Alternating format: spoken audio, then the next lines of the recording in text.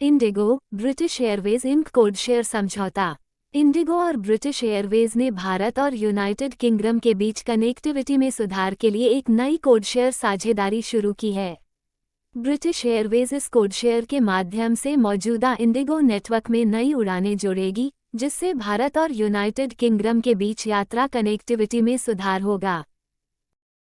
RBI ने HDFC AMC को DCB bank और करूर वैश्य बैंक में हिस्सेदारी हासिल करने की अनुमति दी। आरबीआई ने HDFC asset management company AMC को डीसीबी बैंक और करूर वैश्य बैंक में से प्रत्येक में 9.5% हिस्सेदारी हासिल करने की मंजूरी दे दी। अनुमोदन 1 वर्ष के लिए वैध है और इस शर्त के साथ आता है कि दोनों बैंकों में एचडीएफसी एएमसी की हिस्सेदारी 9.5% से अधिक नहीं होनी चाहिए। करूर वैश्य बैंक एक अनुसूचित वाणिज्यिक बैंक है, जिसका मुख्यालय तमिलनाडु के करूर में है। अंतर्राष्ट्रीय सांकेतिक भाषा दिवस 23 सितंबर। अंतर्राष्ट्रीय सांकेतिक भाषा दिवस हर साल 23 सितंबर को मनाया जाता है, क्योंकि 1951 में इसी दिन विश्व बधिर महासंघ WFD की स्थापना की गई थी। ये दिन पहली बार 2018 में अंतर्राष्ट्रीय बधिर सप्ताह के दौरान मनाया गया था। 2023 के लिए थीम, एक ऐसी दुनिया जहां हर जगह बधिर लोग कहीं भी हस्ताक्षर कर सकते हैं। असम के विश्वनाथ घाट को 2023 में भारत के सर्वश्रेष्ठ पर्यटन गांव के रूप में चुना गया।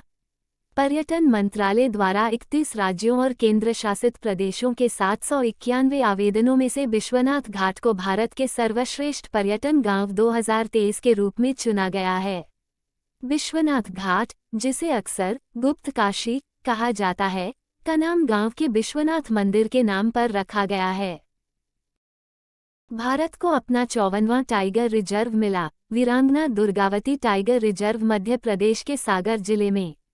अब तक एमपी 6 बाघ अभयारण्यों का घर था। कान्हा, बांधवगढ़, सतपुड़ा, पेंच, पन्ना और Sanjay Dhubri.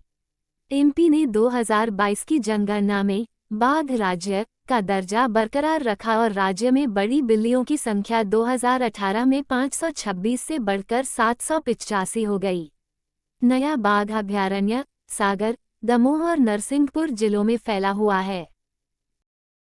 Central bank of India ने ईसीएल फाइनेंस लिमिटेड के साथ सह ऋण साझेदारी में प्रवेश किया। सेंट्रल बैंक ऑफ इंडिया ने मैसर्स के साथ एक रणनीतिक सह ऋण साझेदारी में प्रवेश किया है। ईसीएल फाइनेंस लिमिटेड प्रतिस्पर्धी दरों पर एमएसएमई ऋण की पेशकश करेगा, जो भारतीय रिजर्व बैंक आरबीआई द्वारा जारी दिशानिर्देशों सहित लागू कानूनों के अनुपालन के अधीन है। श्री एमवी राव, एमडी और CEO, central bank of India. ICICI Lombard ने संजीव मंत्री को नया एमडी और सीईओ नियुक्त किया। आईसीआईसीआई लोम्बार्ड ने 1 दिसंबर 2023 या भारतीय बीमा नियामक और विकास प्राधिकरण से अनुमोदन की तारीख, जो भी बाद में हो, से कंपनी के वर्तमान कार्यकारी निदेशक संजीव मंत्री की कंपनी के प्रबंध निदेशक और सीईओ के रूप में नियुक्ति को मंजूरी दे दी। लगातार 5 वर्षों की अवधि या उसकी सेवानिवृत्ति की तारीख, जो भी पहले हो। मोटोजीपी भारत 2023, इटली के मार्को बेजेची ने भारतीय जीपी जीती, स्पेन के जॉर्ज मार्टिन दूसरे स्थान पर रहे।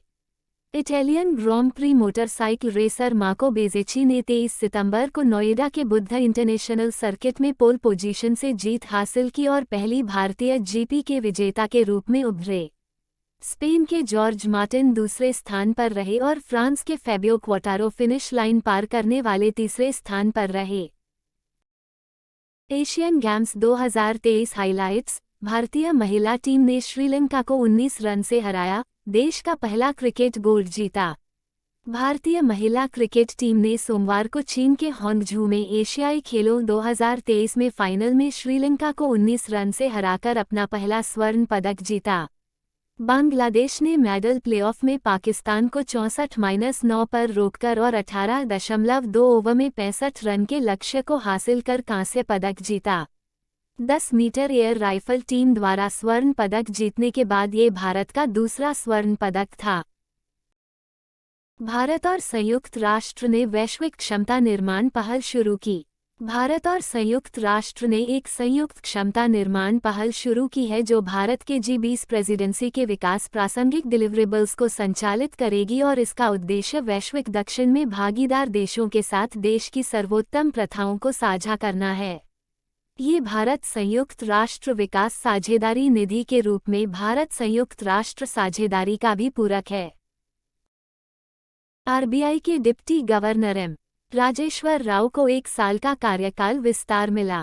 केंद्र सरकार ने एम. राजेश्वर राव को 9 अक्टूबर 2023 से 1 वर्ष की अवधि के लिए भारतीय रिजर्व बैंक RBI के डिप्टी गवर्नर के रूप में फिर से नियुक्त किया है। श्री राव 5 विभागों को संभालते हैं जिनमें विनियमन विभाग, वित्त मंत्रालय शामिल हैं। RBI में संचार, प्रवर्तन विभाग, कानूनी विभाग और जोखिम निगरानी विभाग। इंडियन ऑयल कॉरपोरेशन IOC ने भारत की पहली हरित हाइड्रोजन से चलने वाली बस का अनावरण किया जो सिर्फ पानी उत्सर्जित करती है। IOC ने देश की पहली हरित हाइड्रोजन संचालित बस का अनावरण किया जो सिर्फ पानी उत्सर्जित करती है क्योंकि यह जीवाश्म ईंधन को बदलने के लिए बेजोड़ उपकरण लाने में अग्रणी है।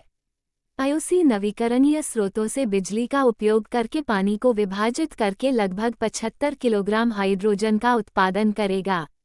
इस हाइड्रोजन का उपयोग 2 बसों को बिजली देने के लिए किया जाएगा जो परीक्षण के लिए राष्ट्रीय राजधानी क्षेत्र में चलेंगी।